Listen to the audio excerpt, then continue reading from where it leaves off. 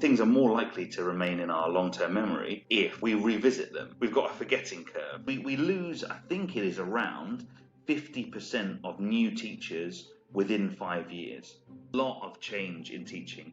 All it takes is a good system to be in place, and then one person within the hierarchy to change, and for that whole effective system to be thrown into chaos. You are actually there to just guide the students towards the knowledge they have deep down inside of themselves. Hello guys, and welcome back to Beyond the Horizon podcast. What we're going to do today we're here with Bradley Heath. We are going to keep doing our interview. So what we're going to do today is see what models can we use in other positions, whether it's leadership or in your own enterprises. So let's start with, which of the models that you as a teacher use would you recommend for leadership? Let's start for your recommendations. Hey, fantastic. Really good to see you again. Glad to be back. So in terms of mental models, one of the main bits of kind of like neuroscience or cognitive neuroscience theory that we look at in teaching is cognitive load theory. So ultimately, like it's very important for me as a teacher not to, if I'm giving instructions, and this applies not just to young people but to anybody that has a brain, which is all of us. Essentially, so like cognitive load theory, the idea there is that we have a set amount of working memory, and then we have the long-term memory to which that applies to. Our working memory is kind of ultimately only it is fixed to a large extent. We can't really change that very much, but our long-term memory is almost infinite. We can remember a huge number of things. So part of my job as a teacher is to make things accessible, but like one of the most important things I do in terms of like mental models is make sure that what I give, when I give information, that it is short, it is concise, that what I'm saying is effective in terms of what I'm trying to, what the points I'm trying to get across. So I've always got to be conscious of the fact that if I just stand there and talk for 45 minutes straight at these students, 50 minutes straight, they are going to get bored. They're gonna find it difficult to digest the information that I'm giving them. They're also likely, if they're bored, because they're young people, as adults you learn that, if you're a little bit bored in a lecture or something like that, you can sit there, but you're quiet, you don't make a fuss. For young people, it's very difficult to do that because they also don't have access to their phones in the way that we would. So they have to sit there and stare at me for 45 minutes while I overload them with stuff they're not quite understanding. It would be a terrible way to teach a lesson. It's also a terrible way to deliver information as an adult to other adults. So in terms of like the cognitive load theory as a mental model, like one of the key points is there is to like chunk it down into smaller bits of information. And like a key second aspect of that would be retrieval. Like things are more likely to remain in our long-term memory if we revisit them. We've got a forgetting curve. The longer from the time you hear something to the point you revisit it, the more likely you are to forget it.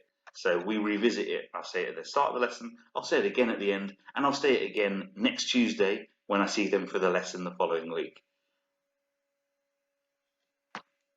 Okay, that sounds actually pretty good. So what would you say, because we went through a lot of stuff, what would you say is the weak point of the mental models that you actually use?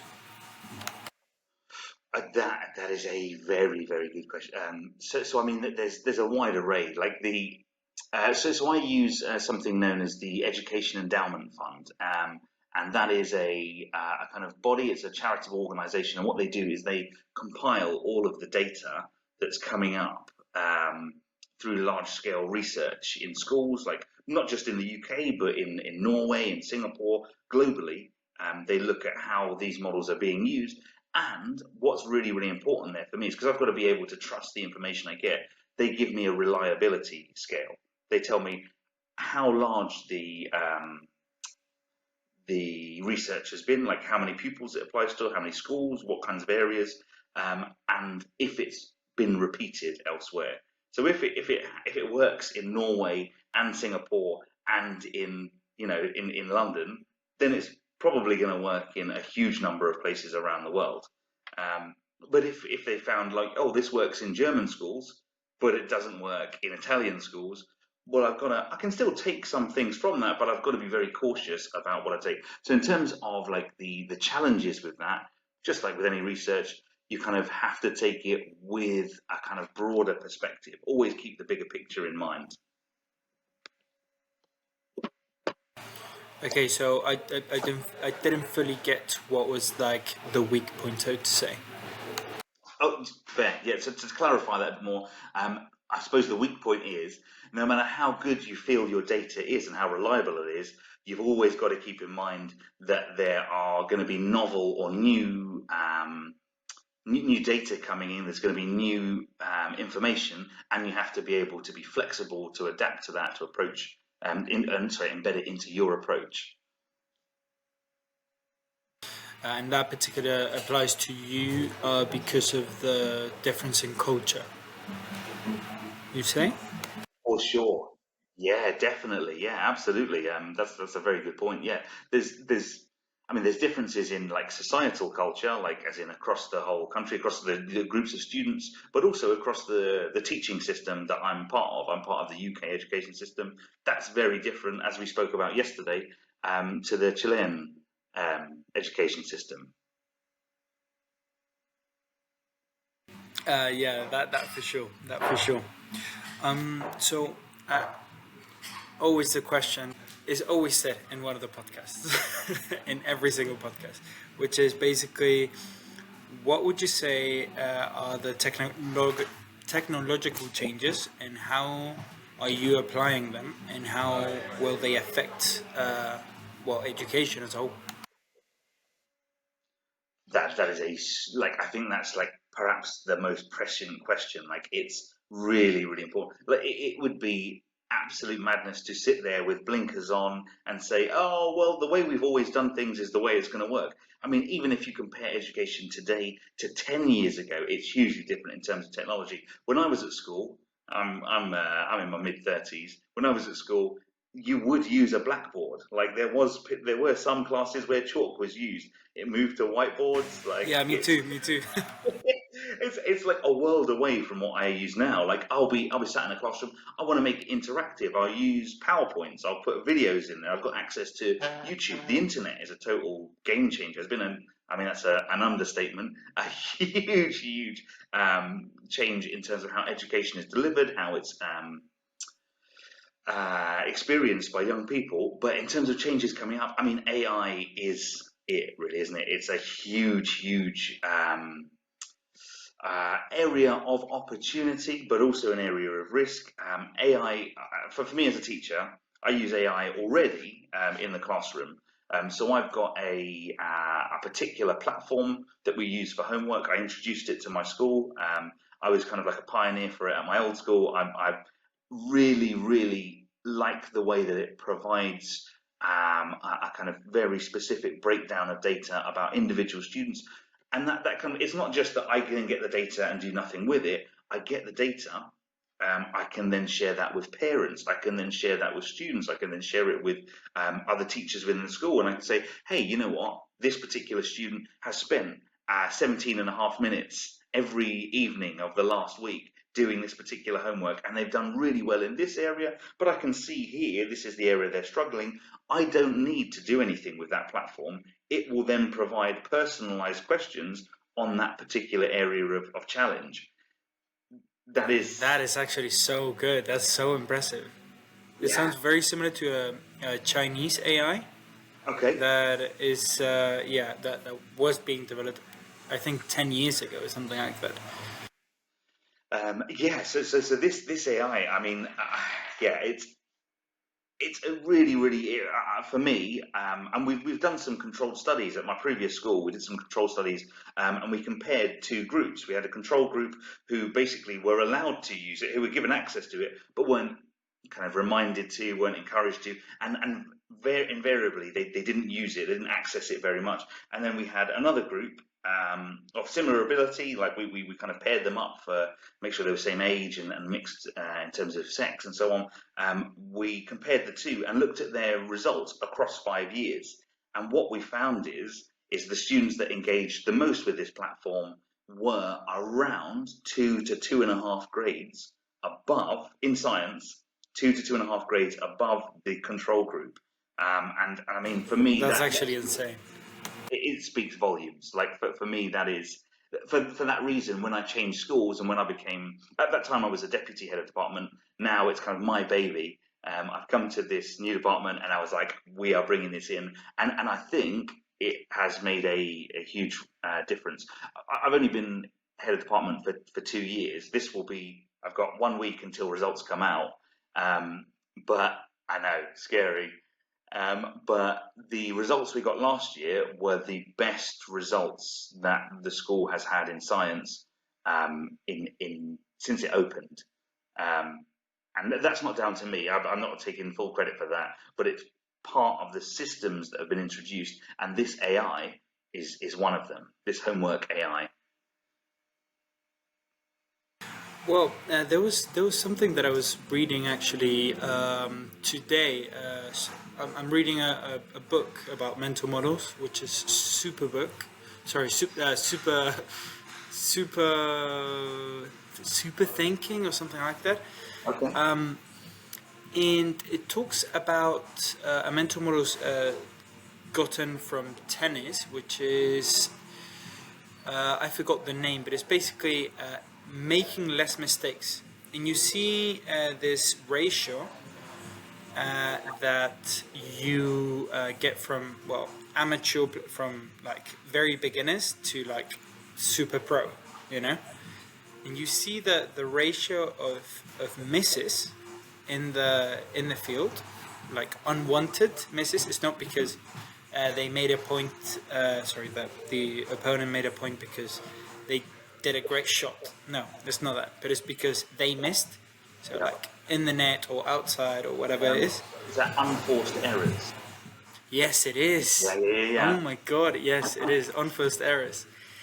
And well, of course, like the difference is just insane, insane. And to be one of the best, you need to have like a 5%. I forgot what it was called. What was it? Unforced errors. Yeah. So it's Unforced errors. reduced down to 5%. Yeah. So Wow. 5.1 and 4.9 are the 5.1 and 4.8 are the two best players ever that have ever lived. So it's just insane. Wow. And this AI, it feels like what it tries to do is literally just that, just make the unforced errors, so to say, less and less possible, so to say. Weirdly enough, I don't know why, but it just gave me the idea. Absolutely, I can see how those two link together. But because ultimately, what's happening here is like I'm providing. They do this in their own time, by the way. It's not while I'm in because I teach them. Like I've got the knowledge. I'm there. I can make an interactive lesson. This is them going away and ultimately reducing their level of unforced errors. They're kind of reducing the amount of knowledge they don't know by kind of practicing over and over again. And the AI is picking up on where those errors are and like targeting them so that they can eliminate them more quickly. So actually, yeah, I see how the two are linked. I really don't know how I got this, but yeah, I thought it was like it did have a connection. I think it does. I don't know why. It's like you expand the knowledge in classroom, yes, but then there's this gap now where you just don't know what it like you don't know where the gaps are, and the AI just links them to say. Oh, for sure. That is one of the biggest blind spots for me. Is like what I spend most of my time trying to do is find out what they have learned and what they know. If I don't know as a teacher what these students already know, I could be reteaching the same thing that I could be wasting their time, which obviously for them is not fair, and for me is a waste of my time. You know, I'm paid there to get as much knowledge into their mind and understanding as possible. So if I don't know what they already know, it's going to make the whole process less efficient. So this AI helps me bridge that gap. Yeah, well, and also as you said at the very, very beginning of the video, the podcast, or well, 2 episodes ago, um, you said that teaching was nothing but seeing the gap between what you want to achieve, or what you want to teach, so to say, and then seeing where they are, and then linking them, or like closing the gap as soon as possible. You know, if you didn't tell me that it was me that said that, I'd say, wow, man, that's really profound. I mean, it is really profound at the end of the day. I mean, it's a gap analysis at the end, and gap analysis, and then execution on the gap analysis. So yeah, well, so what would you say are like the technical issues with this AI thing? Because now everybody has, like, every one of your students has AI. So like all the online assignments and stuff like that, they just like it just it's impossible to replicate. Like to just have blinders on, as you said. For sure. Like, as in, so you have, there's two sides of this, because you have to accept that AI is already, I mean, it's already here. Like, we're not going to get rid of it any more than we're going to get rid of self checkouts, or like automated car manufacture. Those are here and they're not going anywhere. Like, we've got to be able to adapt our education systems to that. One of the biggest issues in education at the moment is particularly at a higher level in higher education, universities. They're finding it almost impossible to stop students from using AI to draft essays or to write essays. I've had homework brought into me where they've left the prompt in, and I mean, that is, if I do anything, I'm going to try and teach. That is terrible. It's bad. It is bad. If I could do at least one thing in terms of AI, it would be like, please at least remove the prompt. Like, it's embarrassing for you and it's insulting to me. Come on, just take that bit out. um, but with AI coming, it's not going anywhere, so we have to adapt to it. What's going to have to happen is it's going to have to be a level playing field. We're going to have to say to all students, all right, yes, you can. You can use AI. You can all use it, and that means that they're going to have to get better at using it in a certain amount of time. They're going to have to be able to effectively build prompts that can help them to draft essays. And on top of that, I think one of the kind of main things that's going to have to happen really is a reduction in the level of coursework. I think we will be moving more to timed exams, which is unfortunate because there's lots of students that doesn't work very well for. There's lots of different in real life. You don't sit there. You're like, oh, my boss has given me a deadline. I've got 3 hours. Let me just do it all now in this 3 hours. No, you'd speak to some other people on your team. You'd maybe look on the internet. You'd draft it. You'd come up with one idea. You'd help build it. Maybe by 3 or 4 days later, you're coming back to it. You've built something. You don't just sit there 3 hours straight and remember everything you can without looking at anything else. So with that, I think that's one thing that is going to be difficult to do. We're going to have to move more to exams, timed exams, but that's not necessarily the best way to judge intelligence or understanding of a particular subject.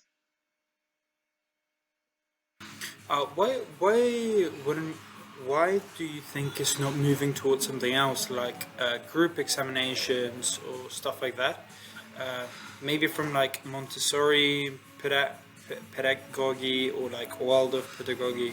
Like, why are we not moving towards that instead of keeping the focus on the exams and making something that is completely unrealistic towards what university is asking for you to understand, and also for the job market? So like, you go now, you have a problem with, like, because of this AI thing, you have like, there is no reason why you should, or what, like, well, there's no real direction towards university just by looking at what you said the exams are going to be, but it's also not applicable to a job. So what what is this new idea, and like why is it not moving towards those two? I mean that is again a really, really kind of big question. In terms of like, so for me personally, in terms of like what I'd like to see I'm a secondary school teacher. What I'd like to see secondary school education being, it would be way more interactive. It wouldn't be just purely exam based, because actually the best way to decide how well a person understands something is to sit with them. You could do group exams, like in a small group with them working together. That would definitely be a good way to get a part of the exam. You could also do one-to-one, like lots of people have to do, like a viva. You have to stand there, you study something, you have to go and defend your position. And a big important part of that is oracy, like being able to get your ideas across in an effective manner. And like ultimately, that's not what we're testing for at the moment. What we're testing for is how much can you remember in 90 minutes or in an hour and 45 minutes about a particular subject. That's not a good way to run an education system. I will say that for sure. One of the reasons we do have the exam system we have is down to cost. Ultimately, like all of our exams here in the UK are run by, or a large portion are run by private companies, and ultimately what they want is a standardized test that shows the kind of a widespread understanding that you could fit into like a normal distribution. You want, like most of your people kind of in the middle, a few people down there at the bottom failing, and a few people up there at the top. That is kind of how they build exams at the moment. A better way to do it would be to have experts, examiners, who sit with students and ask them what they know about it, and then say, so you can tell me about malaria, and could you tell me a little bit about its life cycle? And if the student doesn't quite understand it, you could guide them towards other questions. The problem with that is it's less standardized, but the real reason that doesn't happen is because it's too expensive to pay examiners to sit there with young people. So we have what we have, which is the cheap version, these tick box questions that everybody sits, that everybody has a very fixed ability to kind of answer, and a fixed scope in the way they can answer it. So yeah, like I would love to see some big changes in education, and I think maybe this is kind of going a little bit further out on this, but if AI goes the way it does, it will, to my mind, remove a lot of jobs from the job market. There will be huge, huge numbers of jobs that are removed in all sorts of sectors. Those jobs won't be replaced, right? They won't be replaced by people who are good at using AI. If you can replace 100 people with 5 people who are good at using prompts, that's 95 people still out of a job. We have to find something as a society that we think is worthwhile, that only really humans can do. And I think examiners, having lots of those people trained up to be able to sit with people in exams and say, oh, okay, well, I'm not a teacher anymore. I don't work in a classroom anymore, but actually here's a job I can do. Here's a role I can provide in society. I'll do part of this examining. There are lots of, jobs that hopefully will come back into fashion, that we've maybe got rid of in our rush for technology. Yeah, no, for sure. I'm with you on that, and I see your perspective. So I want to say the reason why I asked that question is because we have had twice already Dr. Ignacio Dessa, head of AI research of UWE, so University of West of England here in Bristol, and in very tilted down and very simplified, information is becoming irrelevant. So knowing things is becoming irrelevant because it's being more and more accessible. And ChatGPT and any prompt, so you can ask now anything to ChatGPT, it'll respond back to you. So that is why the question appeared, I would say. because it seems like even your ideas are also tilting towards, oh, how can we make sure that this person knows the thing that I'm asking or the information, which is very interesting because I'm sure Ignacio Dessa would have a very different perspective on it. That's why I said the question.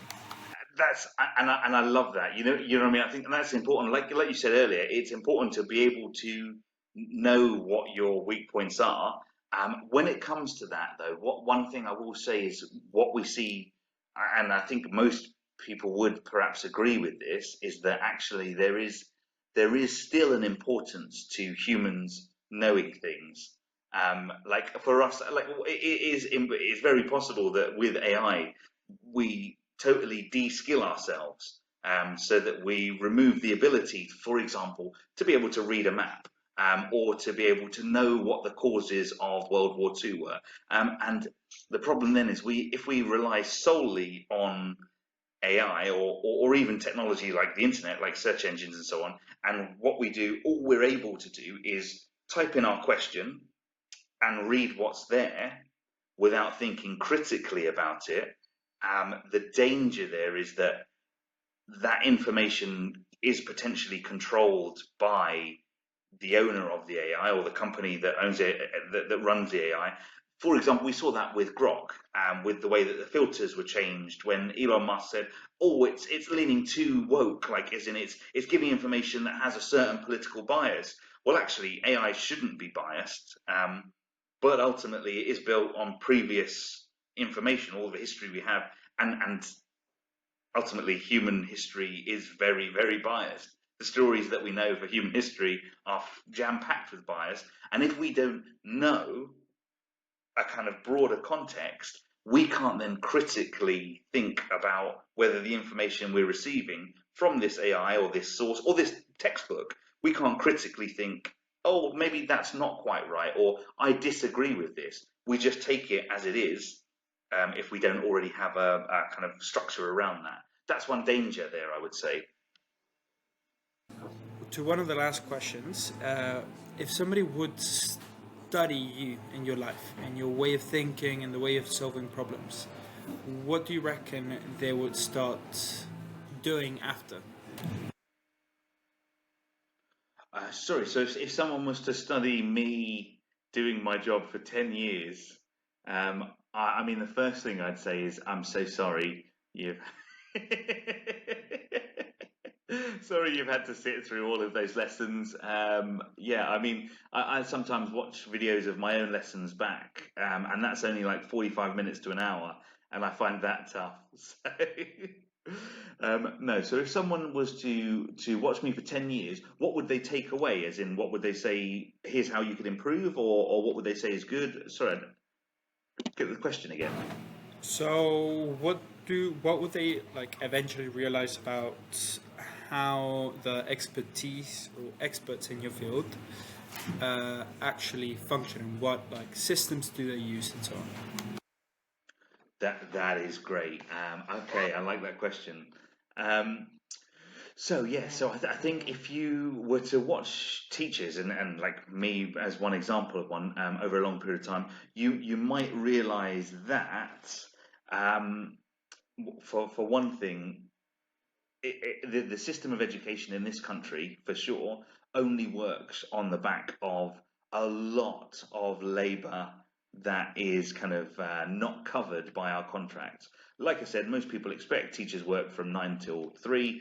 The reality is very, very different. We're working, like weekends, and in terms of that's kind of okay. Like, as in that's one thing. Like, lots of people who get into teaching, you do it because it's a vocation. It's something that the people who stick with teaching, because we lose, I think it is around 50% of new teachers within 5 years. So 50, and that's a huge, huge number, right? And that was true maybe a few years ago. I'm not quite sure if that's up to date right now, but it's around that number now. Around half of the teachers who go into teaching saying, you know what, I can make a difference. I enjoy my subject. I want to help young people learn things. I want to build some passion. Go, oh my gosh, I can't do this. This is not for me, and leave. That is too high. I think if the wider population knew that it was that high, I don't know, maybe teachers would get a little bit more positive uh, positive PR. But yeah, so one thing is that there is a lot of work involved. The other thing is that there is constant ebb and flow. There's a lot of change in teaching. All it takes is a good system to be in place, and then one person within the hierarchy to change, and new person to come in, and for that whole effective system to be thrown into chaos and for it to no longer work. Because partly because, and this is maybe something that's true about the public sector. If you get promoted, a lot of people say, "Well, I've been promoted. I have to earn my money. I have to do that by introducing a new idea." That is not how effective leadership works. That's not how effective management works at all. Like, if something is not broken, please don't fix it. So I think if someone watched us for 10 years, they'd probably be crying at the number of times something was really effective was ruined by somebody believing that they had to change it. In terms of how What a expertise. stupid way to lead, man. Like, what is that? Yeah, I fully agree with you. And if they were to watch us for 10 years, I think they would. There's an old saying in teaching that if you kind of wait long enough, you'll see the old way come back. That teaching is constantly on this pendulum. So we're moving from like a knowledge-rich curriculum. You've got to make sure everybody knows things, and nothing else is important. Don't worry about the critical thinking or the skills involved. Make sure they know things, right? And you do this by standing at the front and talking for 1 hour straight, right? Because you're the expert. And then it swings back the other way. And when we get to the other extreme, what we tend to find is that the idea there is, oh, actually, you're not they call it the sage on the stage, which is like the expert who's at the front, right? You've moved to the guide by the side. You are actually there to just guide the students towards the knowledge they have deep down inside of themselves. Now, I'm going to say there are flaws in both of those systems, very much so. Um, but in education, the idea is that it's been cycling between those two. Roughly every 10 years to 15 years, it goes back and forth between those two ideas. In reality, I would say what happens is the longer you let teachers do their job for, the longer you keep the expertise in the role, the better the education system as a whole becomes. We need experts. I don't agree with this idea that people are finished with experts. I think there is a lot to be said for um, people who have done something, done it well, sharing their expertise, and that then being implemented elsewhere. Well, I'm with you on that. That's the whole idea of the podcast. So, Great. yeah, no, definitely. So now to compress the whole podcast into like a few minutes, okay? So give me like 3 core principles that you guide your decisions with. Oh, that one's so difficult because these are things like my guiding core principles. I mean, the first one is quite easy for me. Like if I was to say my first core principle, it has to be respect. And that applies in every facet of the role that you're doing, whether it's teaching or whether it's in my personal life or whether it's, my social life. Like respect is a really important kind of core pillar of who I am and the way I think we should go about our lives. So when I say respect, what I mean is like respect in terms for respect in terms of relationships. So like if you are dealing with someone, I don't mean romantic relationships alone. I mean any relationship. Like you meet someone in the street, you should afford them a basic level of respect. If everybody treated each other with a little bit more respect, I think a lot of the issues that we have today would very, very much be reduced. and to kind of pull it towards examples that are important to me as a teacher, if I don't respect the young people that I am trying to educate, that are trying to help understand science, if I don't respect them, they will pick up on it. They will know that, and they will, in turn, and I'm going to say rightfully so, have less respect for me and the information that I'm giving them. So actually, respect is a really big part of my job, and I think not just in terms of children, but also my colleagues. I've come across managers, leaders. Leaders is maybe the wrong word, but managers who do not treat other people with respect, who kind of want things. They're narcissistic. They're laser focused, and that is an important skill to be able to focus on something. But relationships and having respect for the people around you is so important. And without that, it kind of falls apart. So that's one, respect. For sure. Yeah. So I'd say respect was a big one. Another would be efficiency. And for me, this is a really big one. Like in terms of my job, like I said, I don't want to kind of play the small violin, but I put a lot of hours in, right? Because I want to be good at the job. I want what I do to be effective. And for that to be true, I must be efficient.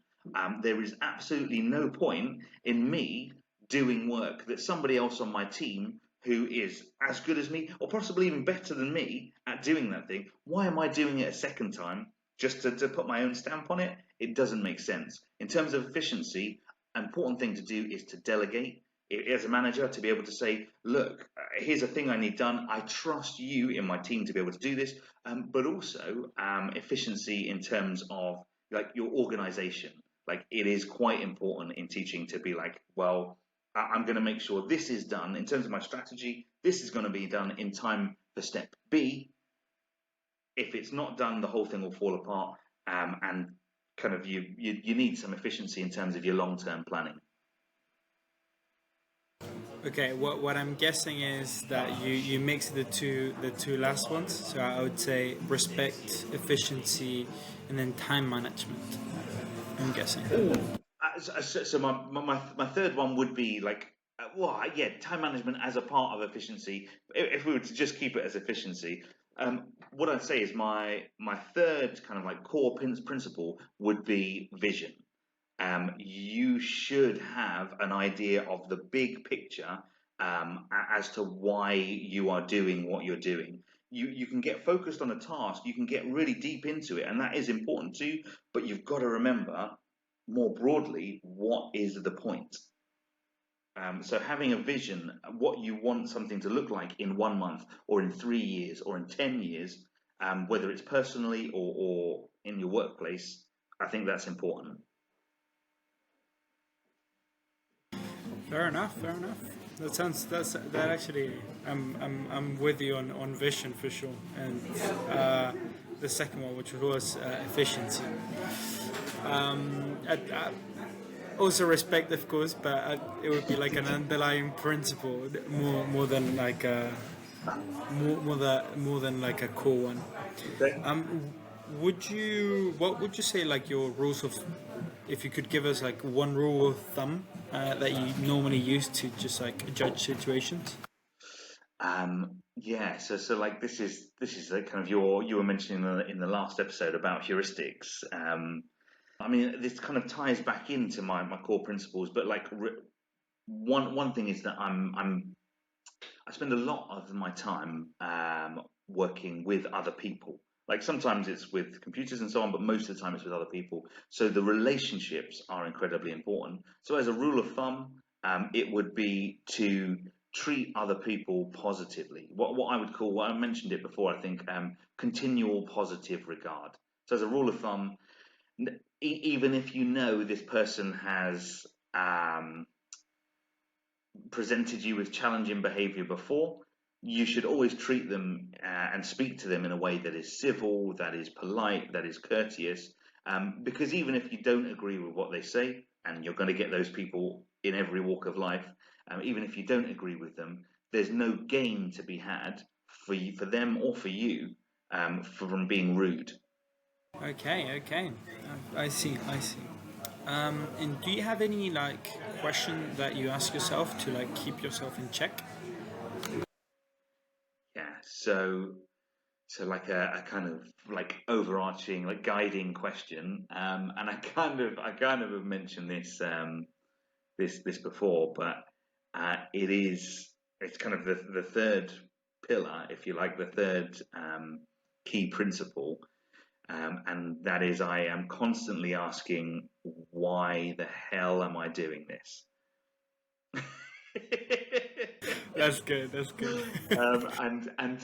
Not obviously, I mean that in a kind of like a really in a positive way, actually, because you have to keep a view of why you are actually doing this, right? So I go into school and sometimes I have a bad day, or I have a difficult conversation with a colleague, or I have a challenging lesson and it doesn't go to plan, and I can sit there and I could sit in my office and I can go, oh my gosh, this is pointless. Why do I even bother? Let me just give up. You could do that, or you could say, why the hell am I doing this? Oh yeah, there is a bigger picture here. I actually want these young people. The bigger picture for me is I want these young people to have a good shot at life. I like my colleagues. I want them to be able to get the best out of their job. I want to be able to be part of a team that works effectively. And you can only do that by sitting back and sometimes doing a bit of breathing and asking, why the hell am I doing this, and answering it honestly. That is indeed a very good question, especially in management, and I'm sure especially in a school. Well, with that, Bradley, thank you very much for this interview.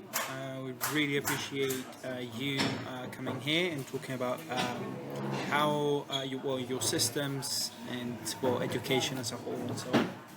So thank you very much. Max, I'd like to say a massive thank you to you and your tech team. I've really, really enjoyed being part of the podcast, and I mean, I'm already subscribed and followed, but I will be keeping a close eye on how this develops, because I know this is going to be huge. Thank you very much. I really appreciate that. In behalf of the team as well. So, thank you very much again. For you guys out there, thank you very much for listening. If you could just like and subscribe and just click our Patreon link, there you will find our weekly email, which is a paid subscription.